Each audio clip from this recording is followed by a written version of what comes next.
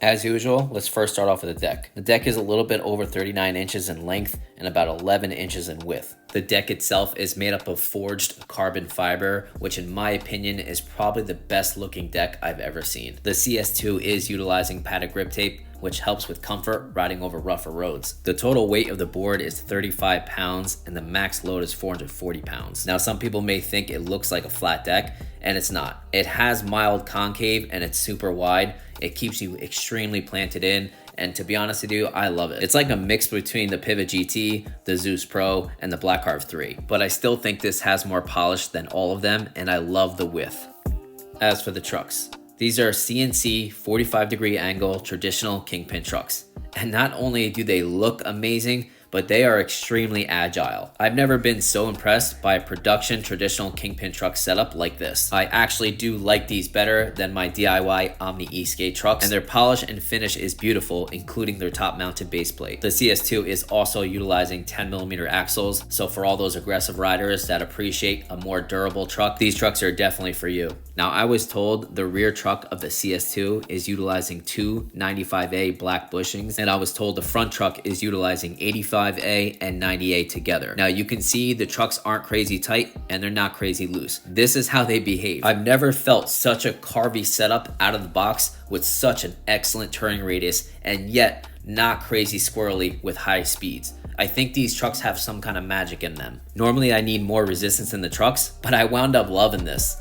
As for the wheels, these are 115mm by 63mm in width, 62A durometer rubber wheels. Now, back in 2020 and 2021, I've had these wheels on my Black Carve 1 and Black Carve 2, and at that time, I'd never liked them. They just felt too heavy, too round, and too hard in my opinion. But now I did a complete 180 with my feelings about these wheels. I don't know if my style changed or they revamped these wheels. They're comfortable, they're predictable, they wear great, and listen to the grip.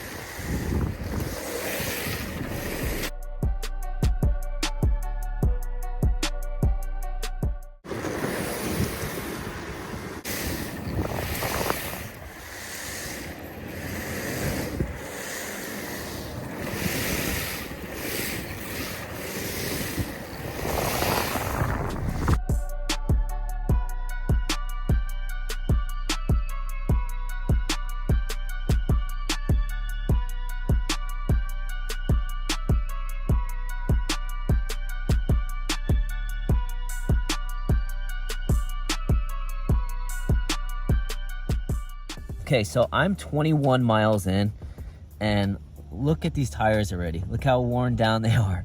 From carving hard and doing slides, it's just awesome. Some people might hate this. I actually love this. I love a good wheel that's wearing properly. Now, after 21 miles and riding hard, all beat up, look how squishy this thing gets. I don't remember the 115s being like this. That's crazy. Super soft. I completely changed my mind about these wheels. So here's a brand new one, and I'm trying to squeeze it, and it has a little give, but it's not even close to what the hot used one is doing. So here's another 40 miles later to the wheel on the left, and on the right side is the same wheel but brand spanking new. As you can see, it wears down perfect and it has a nice flat contact patch now.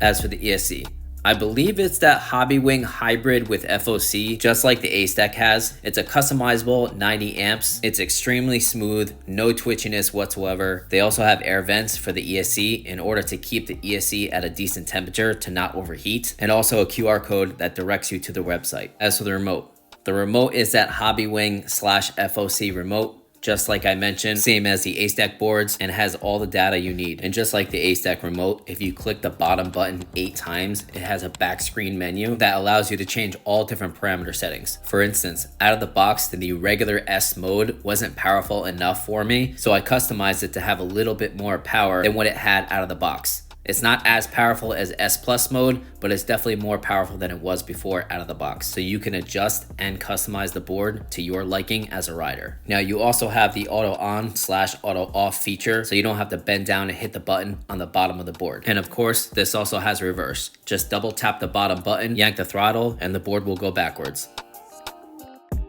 As for the motors, the CS2 is utilizing 45 kV, 3500 watt max direct drive motors. Now, I don't know many boards like this with direct drive motors besides the Black Carve 3, but direct drive has this reputation of not being too powerful, but I never judge a board's performance by a spec sheet or a website. I go by experience. Okay guys, here we go. Giant hill test, same hill we always use. Cavity CS2 with the stock 115 rubber wheels. S Plus mode, full battery. We'll see how she does. Oof. Damn.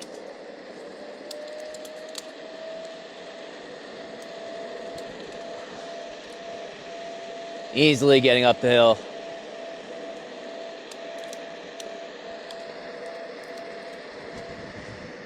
Woof. It's kind of crazy getting up the hill so fast and not hearing belts. It's like you got all the torque, but yet it's silent. It's very strange at first if you're not used to it. Let's check the rider app. 25.4 miles per hour up the giant hill. Well done, Cavity. Okay, here we go. Acceleration test on the Cavity CS2. Full battery, S Plus mode. 1, 2, 3, go. Woo! Okay.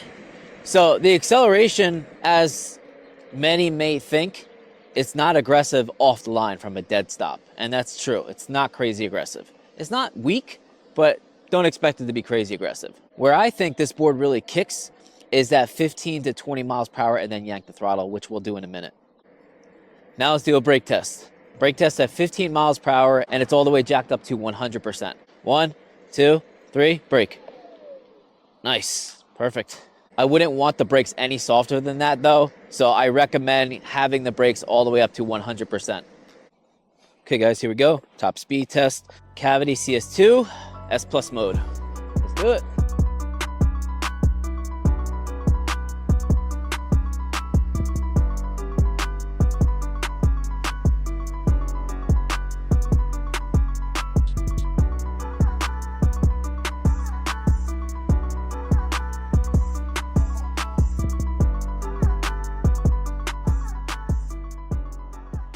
Alrighty, let's check the rider app. 28.3 miles per hour. Now, just in case anybody is disappointed not hitting 30 miles per hour, I don't think this board is meant for straight line top speed. That's not what it's for. This is for the diverse shredder, carver, dancer, slider. This is not made for straight line high speeds, even though it has plenty stability for it. Okay, mid-range power test. This is where I think the board really shines when it comes to its torque.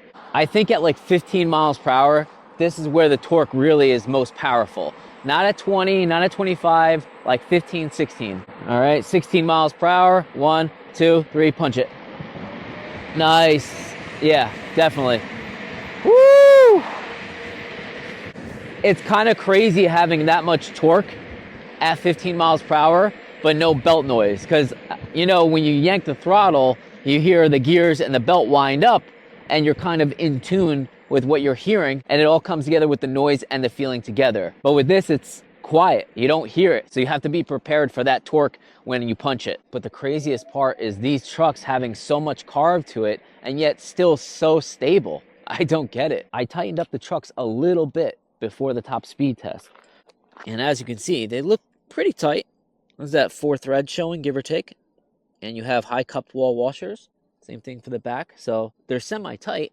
But as you can see, they got plenty of carve in them and plenty of maneuverability. It's crazy. These trucks, I don't know. It's like magic, these trucks. As for the battery, the CS2 is utilizing a 14S 4P 20 amp hour 1036 watt hours utilizing Samsung 50S cells. Now in my opinion, this is a perfect amount of sized battery without compromising the deck. As you can see, it's still pretty slim. As for range, I'm a 160-pound rider and the temperature was about 64 degrees Fahrenheit. I rode in mostly S Plus mode, but some in S mode. I was carving about 90% of the time, which definitely eats a little bit of range, especially with these rubber wheels, and I still got 35.5 miles. So if you don't carve as much as me, you'll definitely see more range. Also, you can always utilize different Kegel wheels, such as boosted 105/Mad wheels or 105 dad bods. A few things worth mentioning. Now, the direct drive system with the Cavity CS2 cannot utilize all-terrain, so keep that in mind. Also, when you have direct drive motors, they sit pretty low, which means they're gonna get damaged. This is the very first ride, and as I rode on this bad road, you can see the exterior of the direct drive motors are already scratched up. Now, this also means when you go up and down even smaller curbs like this or driveways, the direct drives will connect and clip these driveways or curbs. So be prepared and kind of brace yourself when you run over driveways and curbs like this. But with direct drive, you also have good attributes. They're very easy to roll because there's no belt drive resistance, there's no giant motor mounts in the way, so it's easy to roll and to commute with. And since it has little to no resistance, it's very easy to kick push just in case you need to go another half a mile or a mile because your battery is dead. Also, this setup, these wheels, this board can do some light off-roading. So if you do have some small trails that you're riding around on your daily rides, have no worries, the board can take it. Now, since the board comes stock out of the box with a Kegel direct drive adapter, you have access to utilize any wheel with a Kegel core, including the new 125mm Mad wheels. So in case you wanted more top speed and you wanted those Mad wheels that are coming out very soon, this will obviously fit and will probably be a great setup. Now, like I talked about briefly before, the S mode out of the box is actually quite slow, but you can customize and turn up the power in the back screen menu. Also worth mentioning, the unboxing experience is very nice. The box is much larger than any street board or 2-in-1 board I've ever opened because this board is very wide. The box sizes are very similar to the Calis and the LaCroix boxes. Now inside the box, you have your 4 amp charger, you have your owner's manual, you have your remote,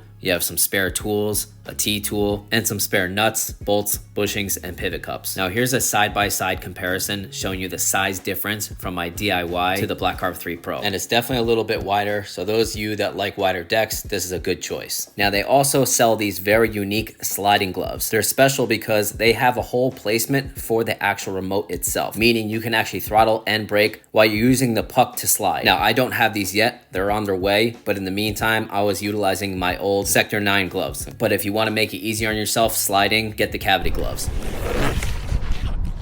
Final thoughts. Now the elephant in the room is the price. With our discount code, it's about $2,400 US. Now, do I think that's overpriced? Of course I do.